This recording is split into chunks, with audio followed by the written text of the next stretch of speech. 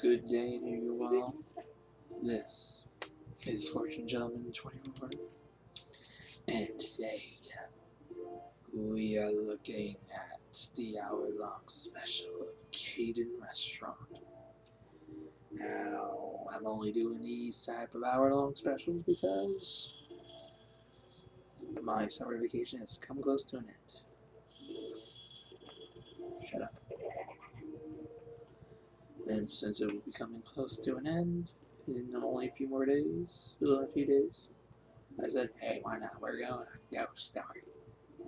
So, main for this, you're not gonna see our son for this special. All you're gonna be seeing is just beginning the story. You're just gonna be seeing the story. At the end of the video, I'll show the candles. At the very end, we're just gonna be focusing on.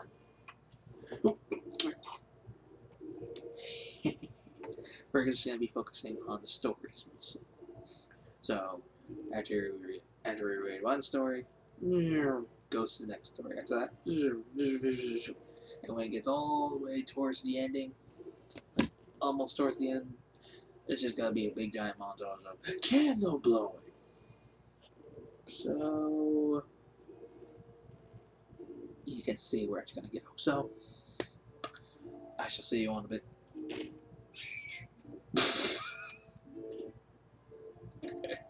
You're not clear.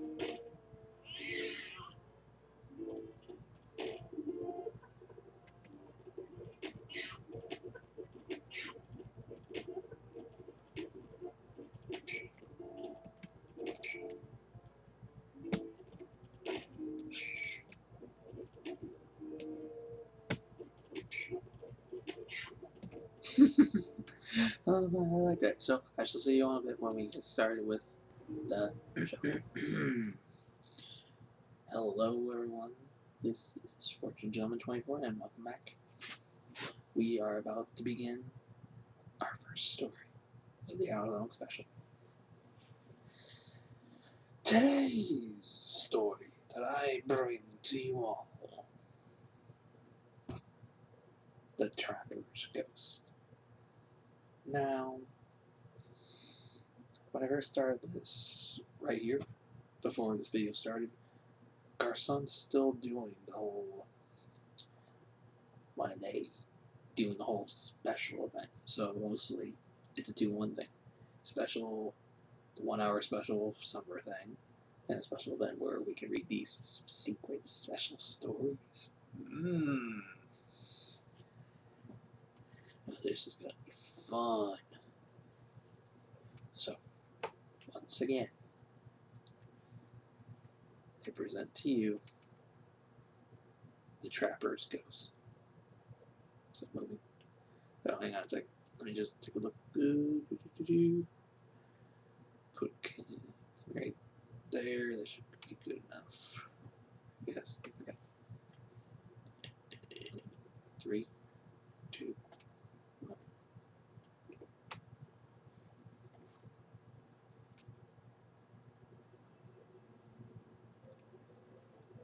There once was a trapper who roamed the wilds of Labrador on a sleigh pulled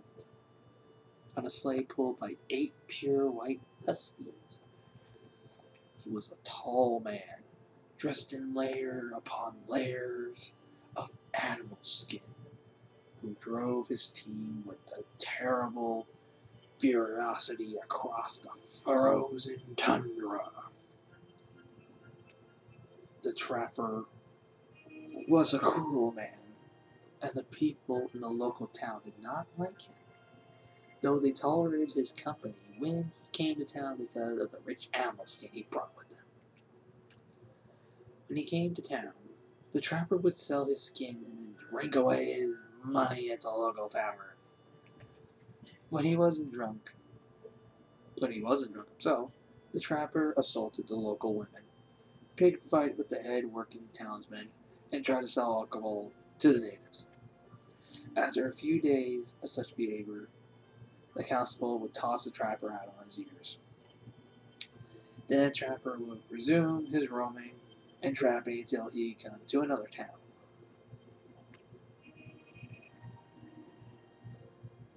No one knows exactly how the trapper met his fate, although it was rumored that he went a little too far in his pursuit of the local innkeeper's fair wife.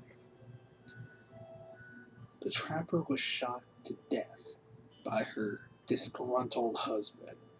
Other folks say he lives to an old age and died out on the trail. But it's becoming clear that the death did not end the roaming of the cruel trapper. Each winter, the ghost roams the wild of the Labrador on a sleigh pulled by 8 white huskies. They say that his spirit was refused entry into heaven and remains forever in the Labrador.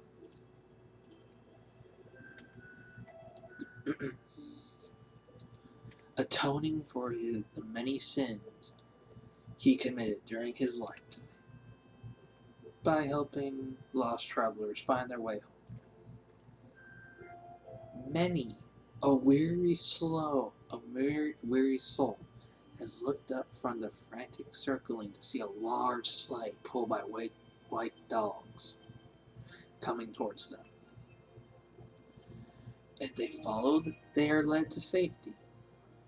Once a lost trapper found himself caught in a terrible blizzard far from the nearest town, and he sought in vain to find a place of shelter from the storm. The phantom trapper appeared with his sleigh, animal skin flapping in the raging winds and blinding snow. The phantom tenderly lifted the nearly frozen man, placed him among the rugs of his sleigh, and drove the dying trapper to the nearest town.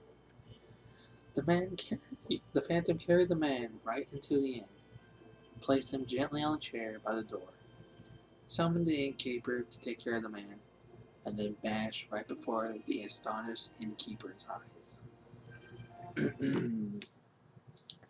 Hello everyone, welcome back. This is the next story for our beloved summer ending day. Now, be prepared, because I think this one may freak some of you out. It's a story called Don't Turn On the Light. Now, far be warned for all you who watch these stories. I have a little bit of a warning for you. If you have some problems with the stories that you hear, please follow these examples of what you can do. Turn on the light. Make sure that you know who's inside your house. Make sure you know where your parents are. Have a pillow. And just listen. For those of you who want to get a scare, I imagine for you, shut your doors, close the blinds, turn out the light, and imagine that you're in the exact same spot that's happening to the person. Imagine that. And you may feel like you're right there with them. So, today, Don't Turn On the Light is our story of tonight.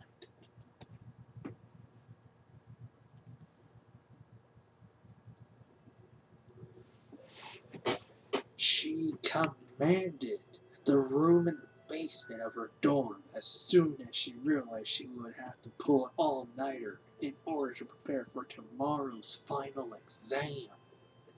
Her roommate, Janine, liked to go to bed early, so she packed up everything she thought she would need to need and went downstairs to study.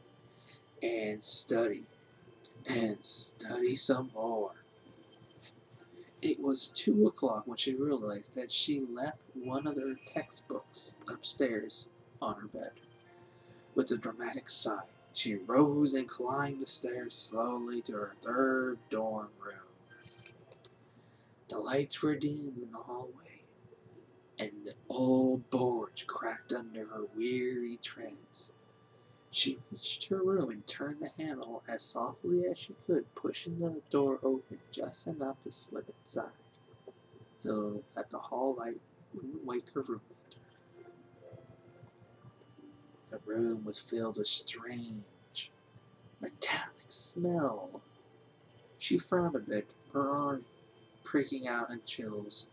There was a strange feeling of malice in the room, as if a malevolent gaze were upon her.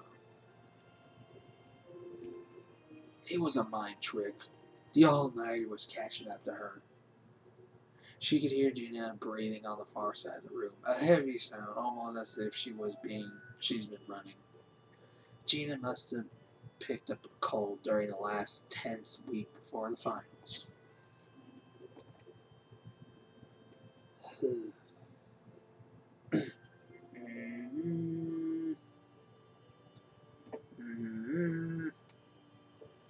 Okay.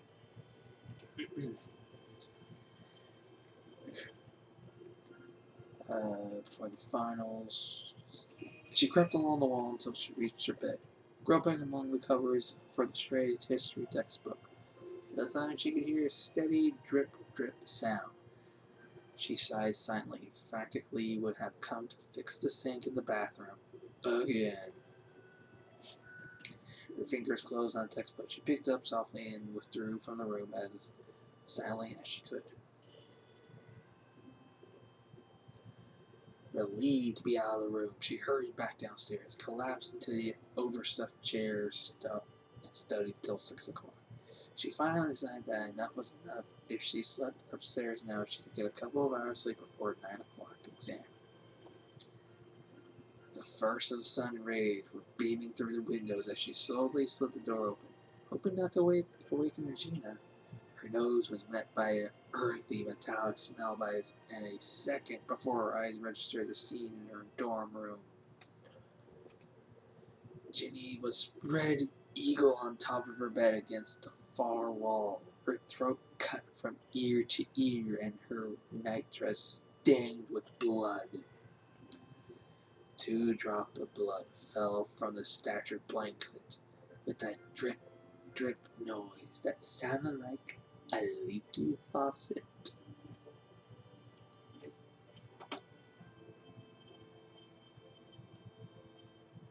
Scream after scream poured from her mouth, but she couldn't stop herself any more.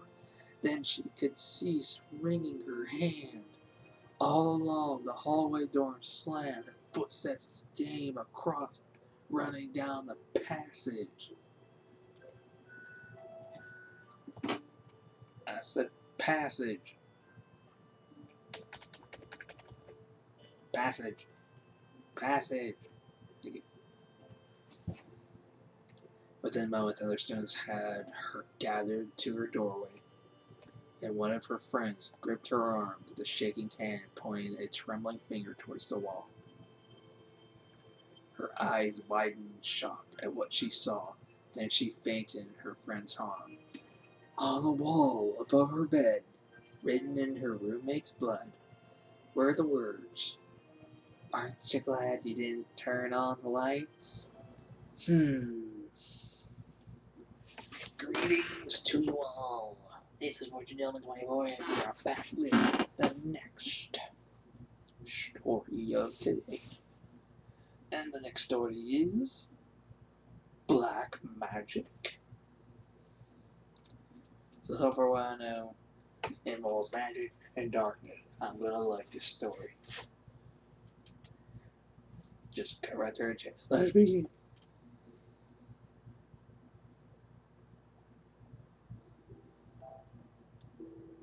This has been the most dreadful experience in my life. I had never imagined I would see such a day. Me and one of my friends used to go to private tuitions in a quiet, remote place. I have always heard of black magic stories, but always took them for a joke. My grandmother and my mom always said that many people practice black magic in my local facility. On that particular day, we saw 10 ruby coins in the middle of the crossroad. At the time, we of course didn't bother about silly superstitions. We both picked them up and nothing strange happened to us on our way. But I didn't know what was waiting for me in my room. At night, around 9:30, I was combing my hair when I felt someone playing with my hair. I didn't bother about that and thought that I was imagining things, but then I saw a white woman looking dreamingly in the mirror. When I talked about it to my mother, she immediately called the priest who did many rituals with a yellow lemon, which significantly turned into a reddish type of color. Then he asked me whether my hair was loose or not, and effectively it was. He said that it followed me by holding my hair. Then I realized that the stories about roaming spirits and my grandparents used to narrate wares is in fact true. Alrighty then, everyone. This is Fortune Gentleman 24 here, bringing you this special video. It has almost been 1 hour, and I've been recording these videos. And what I'm about to say, I'm gonna do this one and one more before I end the video. End this video with that. Now, you're probably wondering, like, how is this an hour-long special? Well, I took an hour to make this thing. I'm reading these stories for you. Best damn happy about it. That's what I say. You ain't happy? Too bad.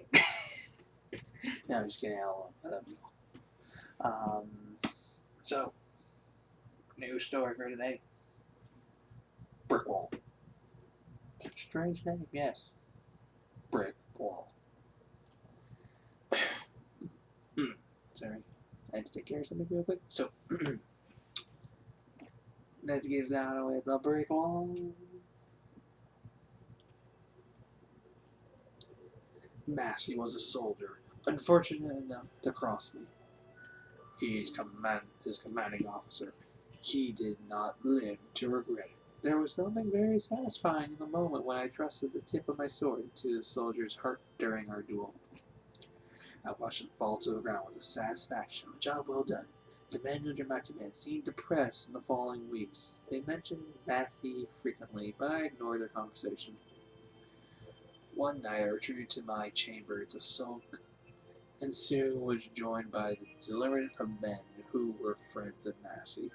I was surprised and delighted to learn that they had come to their senses and now saw the apparent lieutenants for the cheat he really was. We shared a round of drinks and laughed together. I'm afraid I drank far too much that evening, though. The other soldier suggested we explore the lower dungeon. That sounded like a fine idea to me. We set off in a merry spirit, drinking and singing and laughing, our voices echoing through the narrow passages. Deeper, deeper we went. My head started spinning, and my legs felt like rubber after all that drinking. On the project, that actually did kind of rhyme. My head started spinning, my legs felt like rubber after all that drinking. Nah, never mind, I lost the pitch, damn. I'm afraid I passed out from the drunkenness, much to my shame. God damn, we're getting a whole bunch of freaking calls from everyone today. God dang, I'm sorry about that. Pretty sure they'll be the last person that calls the house. Okay, sorry. When I came to, I was lying on my back with my wrists and ankles shackled to the floor. That sounds very suggestive. Drunken men fooling around, I thought. Very funny lads, I called out. Now set me free before I get angry. The soldiers did not answer me. A moment passed, and Massey's best friend appeared in the doorway, holding Motor and a Manson trowel. The other man began handing him brick, and I realized that the soldiers were breaking out the entrance to the cell in which I lay shackled. Very funny, I said again. No one answered me. They worked in silence, laying brick after brick after brick until one row was done. Then two. They were playing a nasty trick on me, of course. Then Massey's best friend paused from his work and looked directly into my eyes. In that instant, I realized that this joke is no joke. Scream after scream ripped from my throat as I struggled against my bounds. But the dungeon was too deep within the fort, and no one heard my screams. They were all on the final row of brick. I was reduced to a very now despicable. I was reduced to a very now desperately using my wealth in an attempt to escape my fate. But no one listened to my bribes. Of course, I wouldn't listen to your bribes either, man. You killed a man. I watched in heart-thudding horror as the last brick is put into place, as the last chink of light faded from my sight. I had been entombed alive in the deepest, darkest dungeon of the fort. I howled in panic, writhing against the iron manacles, binding hands and feet and twisting my bodily. My bodily? Twisting my body. Eventually, I fell back against the floor, my wrists and ankles wet with my own blood. Okay, I lied. That was another person. This is really getting annoying. I figured out who the people were calling, who this person was. I kept on freaking calling me. It was actually one of my friends. He heard that I was doing this hour special, wanted to freaking ruin it. My fingers were torn and throbbing from the instant scrabbling against the hard floor. I found myself weeping angrily, though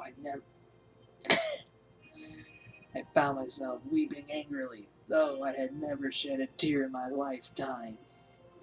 The agony of the thought sent me riding against the spine of the horrible pain racking my wrists, ankle, and hands. Daylight.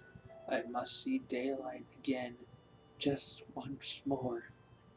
Don't leave me here to die alone. Don't leave me alone. But I was alone, and the sheer brutal horror of it overwhelmed me. My eyes strained against the complete and utter darkness, and I wondered if they were even open. Dear God, I can't get out.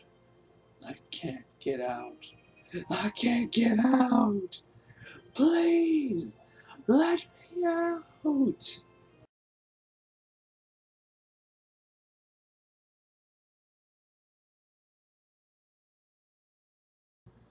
That warm, chilling feeling frozen inside of everyone. I would say that that story there actually has a nice ending, but the sins of the trapper shall live on forever. No one is safe from whatever they do, but this story is safe right now. That is why I bid it adieu.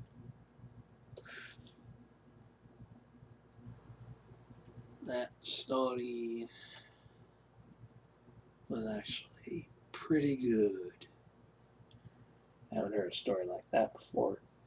I mean, how would you all react if you were doing an all-nighter and you had a roommate and You come upstairs and you forgot something, and you're getting freaked out because you hear a whole bunch of noise going on. And just before all-nighter's almost over, you go back in there to try, going, hey, I need some sleep. You go in there, and then you find that your roommate has been killed. And then above the wall, above where her bed is, above on the wall, it says, aren't you glad you didn't turn on the lights? I don't know how anyone would feel for that. But let's give this story a good rest, because I do not think it deserves to be any more bothered. Now, I'm not one to say that was kind of a bad story. I mean, yeah, it was pretty cool. Pretty cool right there. That the boy didn't believe the stories that his mother, his grandparents, his grandmom. He even told them about all the crazy stuff and superstition. So he actually wound up with something happening. A ghost or spirit, in short, a spirit actually followed him by actually holding his hair. Though the one thing I don't get is I don't get that one part of the story. Like I said, she looked dreamingly into the mirror at him, just going like, I'm pretty sure this boy is probably maybe 10 or 7. And this lady probably has some hots for him, just going like, damn, little man. I don't know why I'm talking like that. I don't know. See y'all in the next story. Let's give this story a good old fashioned rest.